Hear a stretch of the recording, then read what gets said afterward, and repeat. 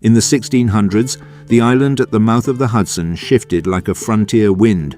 First a modest Dutch trading post called New Amsterdam, then a coveted foothold for rival empires. Wooden houses, muddy lanes, and a stout little fort framed its early life. When English ships loomed offshore, the colony changed hands without a battle, its Dutch speech giving way to a new authority and a new name. By century's end, the settlement stood restless and growing, a crossroads of ambition on the edge of a vast continent. This is New York in the 1600s. In 1609, Henry Hudson's landing marked the first European foothold along the river that would take his name.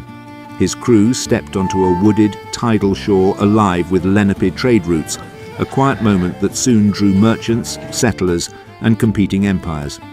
A modest arrival, uncertain, unadorned, but it opened the door to everything that followed. In 1626, Dutch officials secured Manhattan from the Lenape in an exchange later valued at 24 guilders worth of trade goods. The deal was quiet, practical, and deeply misunderstood across cultures, yet it gave the Dutch a foothold they quickly fortified. In the early days of New Amsterdam, building the settlement meant relentless, back-breaking labor. Settlers felled thick Manhattan forests with hand axes, dragging heavy logs through mud to raise homes, palisades, and warehouses.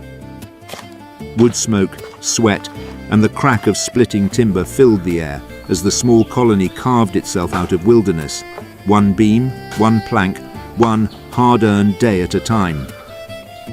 In 1626, Fort Amsterdam rose at the southern tip of Manhattan, a rough palisade of timber and earth guarding the young Dutch colony. From its ramparts, soldiers watched over the harbor's shifting tides, the warehouses of the West India Company, and the fragile beginnings of New Amsterdam. It was the colony's shield and its statement of intent, a foothold meant to last. In 1644, Dutch leaders and native nations forged a series of fragile treaties meant to quiet years of bloodshed. Around council fires and makeshift tables, envoys traded wampum, promises, and uneasy concessions. The agreements brought a brief, hard-won peace, less trust than exhaustion, yet they allowed New Amsterdam to breathe and rebuild. In 1655, enslaved Africans were brought into New Amsterdam in growing numbers, their forced labor woven into the colony's docks, farms, and households. Sold as property by the Dutch West India Company, they lived under harsh rules and constant supervision. It was a quiet but brutal turning point, bondage becoming a fixed part of the city's early economy. Inside a New Amsterdam home in the mid-16th century, life unfolded in a single, crowded room, warmed by a brick hearth. Light filtered through small, leaded windows, falling across rough-hewn tables, wool blankets, and pewter dishes stacked neatly on shelves. Families rose early to the smell of porridge and the scrape of wooden stools, children helping grind grain or fetch water, while adults tended to chores, mending nets, cutting firewood, preparing salted meats for winter. The air carried a mix of wood smoke, drying herbs, and the damp scent of river winds slipping through the cracks. Evenings were quiet but full, candles guttering low as stories were told, prayers whispered, and tools laid out for the morning's work. Life was modest, disciplined, and communal. Every task, cooking, sewing, sweeping, tending livestock, held the steady rhythm of survival in a growing but still fragile settlement. In 1664, English warships drifted into the harbour, their guns trained on the fort that still bore the Dutch lion. Outnumbered and divided, New Amsterdam offered little resistance. Stuyvesant's protests faded beneath the colonists' desire for calmer rule. With a quiet surrender, the city passed to English hands and gained a new name, New York, its future redirected without a single shot fired. In 1667, the Treaty of Breda formally sealed what force had begun.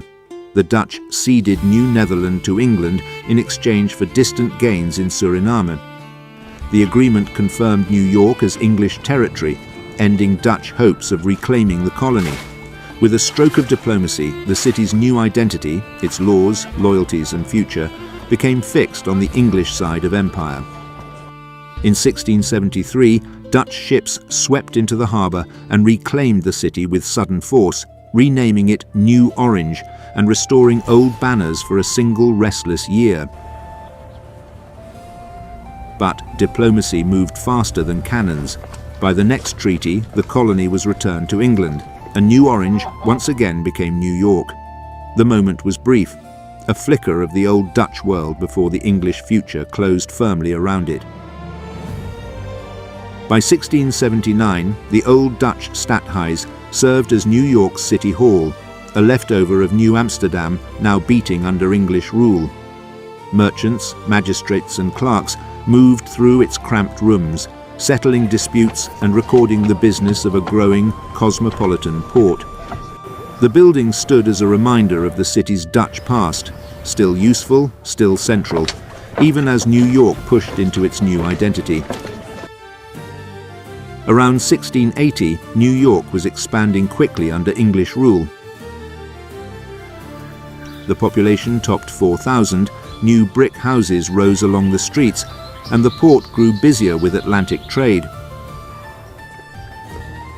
At the same time, the enslaved population increased sharply, shaping the colony's labor force and daily life. By 1679, New York's Great Dock stretched into the East River as the colony's busiest gateway. Merchants, sailors and laborers crowded its planks, unloading barrels of sugar, furs and tobacco, while new ships pressed in from the Atlantic. The dock's constant creak and roar signaled the city's growing ambitions, a small port rapidly becoming a vital link in the empire's trade. By 1680, New York's homes still showed strong Dutch influence, steep gables, brick facades, and thick wooden beams, despite years of English rule. Newer buildings added English touches like sash windows or broader chimneys, but the streets remained visibly Dutch in shape and style. The city, like its people, was still a blend in transition. The old defensive wall still marked the northern edge of the settlement, running along the line that would become Wall Street, its timber ramparts aging but intact. Where the wall met the East River stood the Water Gate, a modest fortified passage where carts, travellers and river goods entered the town under watchful guard. In 1689, New York's train band, the citizen militia, mustered amid unrest after the Glorious Revolution. Merchants, artisans and labourers drilled on the commons, a mix of Dutch, English and colonial-born men caught in shifting loyalties. In the turmoil, many officers signed a declaration backing Jacob Leisler and refusing the old royal appointees. But the rebellion proved brief. For all their moment of resolve, they ended the year once again under royal authority. In 1689, New York was tense and unsettled. News from England spoke of kings rising and falling, leaving the colony unsure whose authority truly ruled.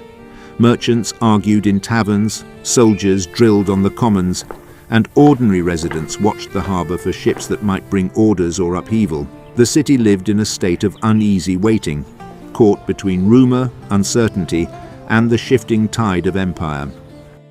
By 1893, New York policemen patrolled a city roaring with industry and overcrowded streets.